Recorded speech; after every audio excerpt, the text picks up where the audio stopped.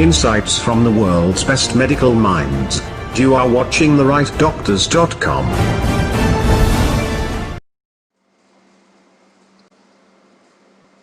I wish all my viewers a Corona Namaste.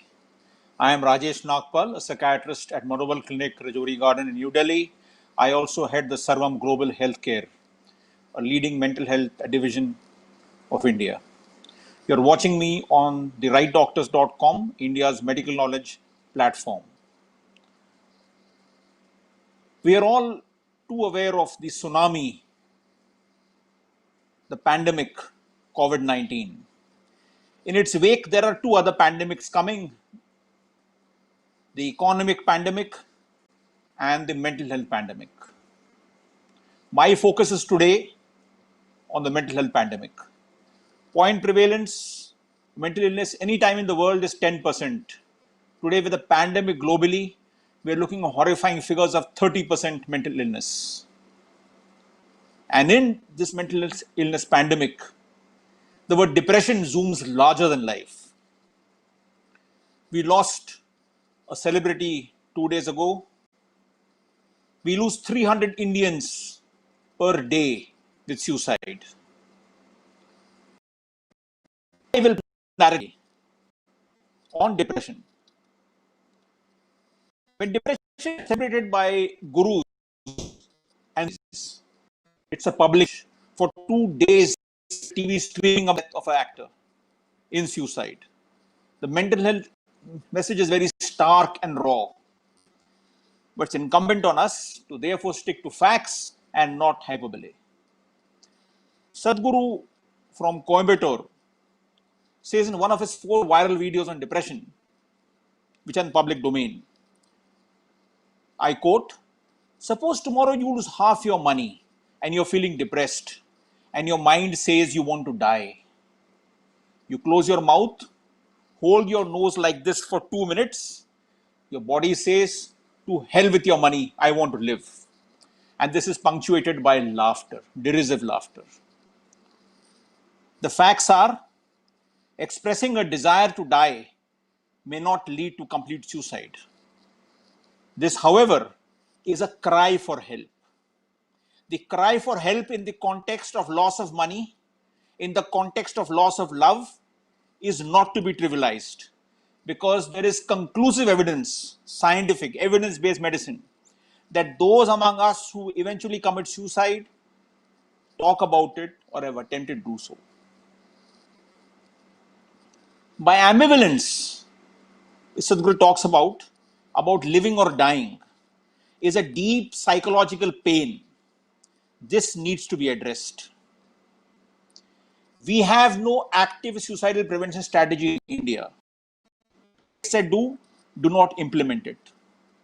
After the death of a celebrity, there is an attempt to raise awareness about mental health, but the core issue of stigma is not addressed. When I heard the Sadhguru trashing the cry for help, punctuated by sniggers from the audience, I said to myself, wow, I am being told that if I have lost a loved one, I feel suicidal. If I talk about it, if I write about it, I will be laughed at. The way to address a suicidal idea, a gesture or an act, is to understand the context. We have to diagnose the brain disorder which is underlying and manage it by using standard tools of medication, neuromodulation, and psychotherapy. Did I see brain disorder? But everyone associates depression with loss. There is no contradiction there. The correlation between loss of money and depression, the correlation between loss of a career and depression, a lost job, which is very important in today's context, the connection between a failed affair and depression is real. The loss leads to disruption of homeostasis, disruption of allostasis, and a multi-system disorder emergence. Depression causes 2 times as much diabetes, 5 times as much cardiac disorder. It's a brain disorder with real brain changes.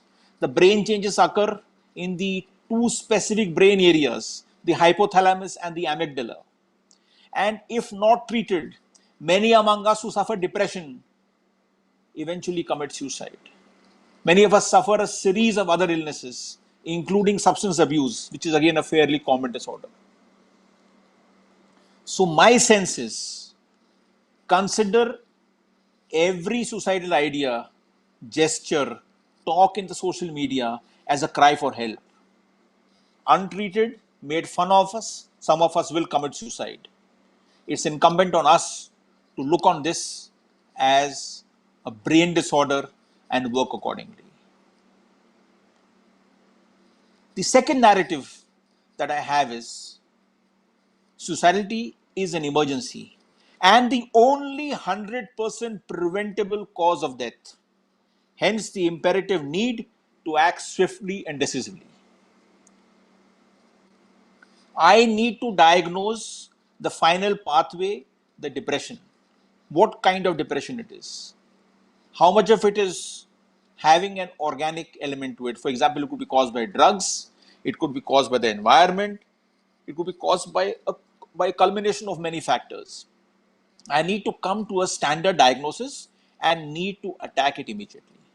Whether I'm having a cry for help from Bhopal gas tragedy, the Latur earthquake, or today the COVID-19, the final pathway is the same. I need to treat the depression, which is eminently treatable, by a standardized regime of medication,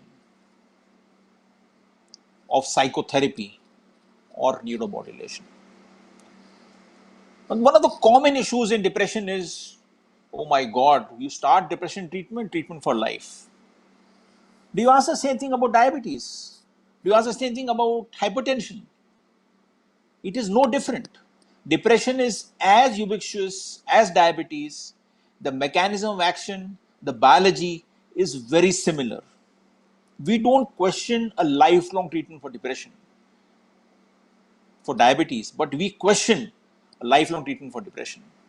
Right from the Panwari to the chemist to a friendly teacher, all talk about how we get hooked to medicines.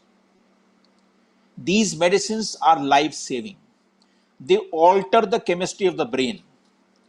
The environment does not change. So I agree that if I have depression because of a loved one, or because of loss of a loved one, the loved one does not come back. But I visit the loss with renewed energy, renewed vigor, and less sadness. I find a solution to it. Now, the drugs, do they act by deadening the brain? Do they act by making me sleep? No, they don't. But you don't approach to repair an engine in a live engine, you shut it off.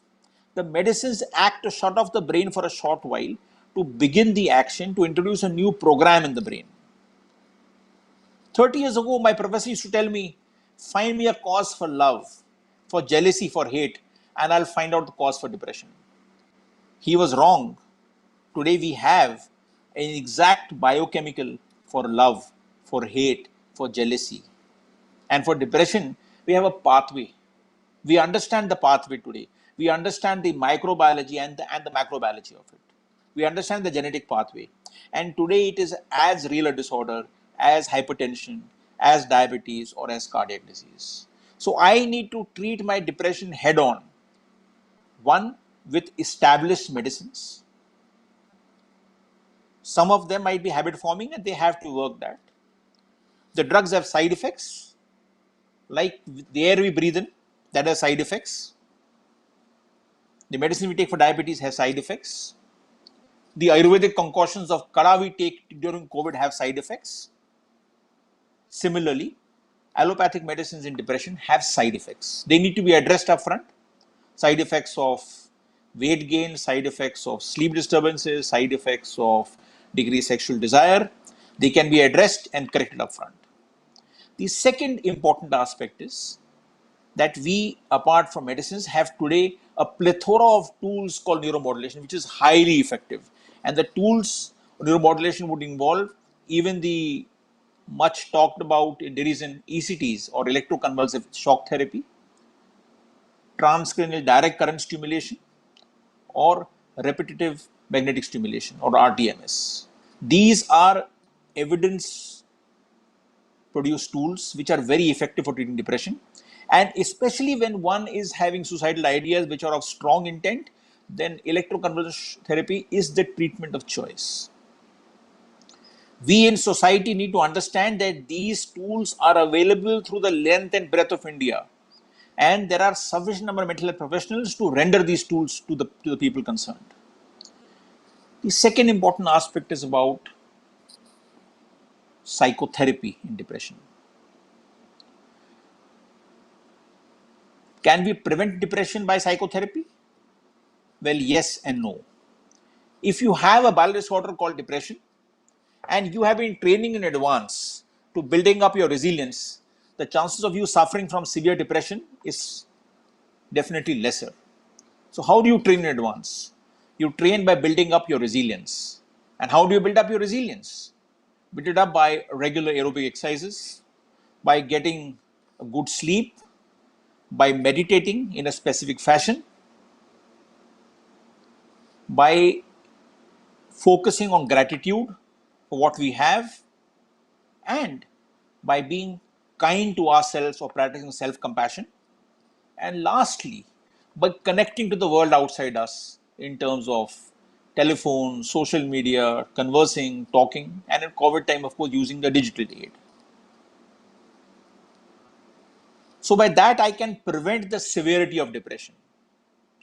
If I have depression, can psychotherapy help me? Well, if I have mild depression, yes, only psychotherapy might do. But if I have moderate depression or severe depression, I need to use a combination of psychotherapy and drug therapy. Evidence-based psychotherapy can be practiced by only few people who are trained. So you may not have the right person at the right place, but medicines are easily available. There are powerful psychotherapy tools like cognitive behavior therapy, rational emotive therapy, interpersonal therapy, and a host of others. And this can give very good results in mild to moderate depression along with drug therapy. The important aspect to understand is that depression has a cure, not a complete cure, but a part cure, and the person can achieve functional recovery. That's something difficult to understand. But let's say I am a school teacher, I'm a college professor, I'm an IT professional, and I suffer depression. When I recover, I need to get back to work.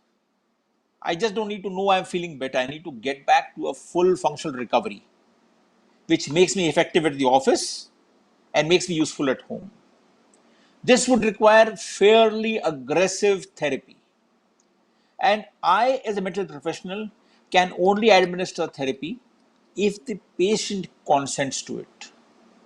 The patient might want to, but the grandmother, the panwari, sometimes the chemist, sometimes the friendly salesman, all of them conspire to make treatment short.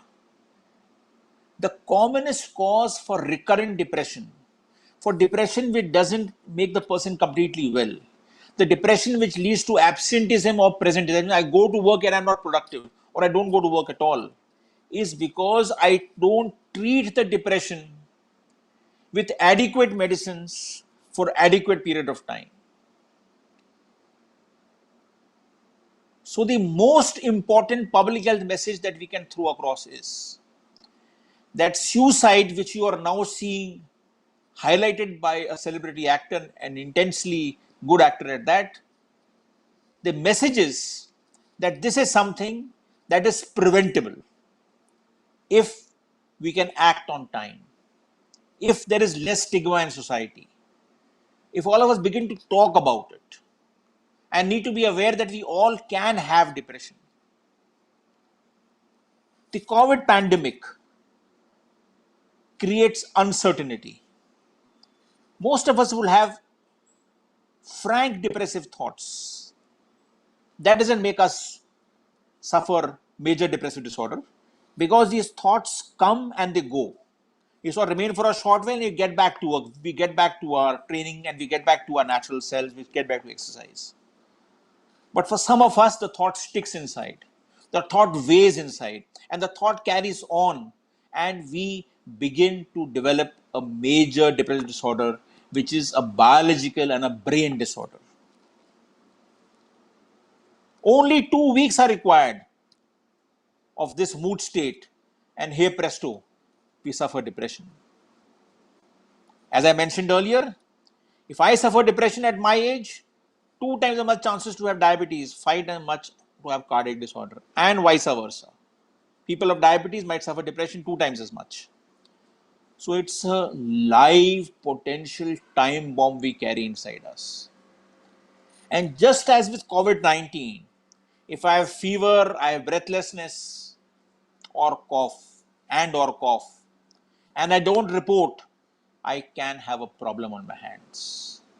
If I have depression, if I suffer lowering of mood, if I have ideas of hopelessness, helplessness, worthlessness, and if I have suicidal ideas, so my submission to society is, do not laugh at the person who says I want to kill myself because I'm losing a loved one, like the Sadhguru did. Understand, hear the person out, seek professional help. You might well save a life. So my public health message is very simple. We in society have a responsibility to ourselves and to people around us of being aware that any of us could suffer from depression, and there is a treatment available which can be easily rendered, is not very expensive, and we can get fairly good results if the medicines are taken in a prescribed fashion. The last question which I wish to talk about is lifelong treatment. And I've been often asked this question, Doctor, why lifelong treatment? It occurred in a context of depression. My girlfriend left me, I felt depressed, she's back, or somebody else is back, so I'm fine. We have begun to understand that depression causes plastic changes in the brain.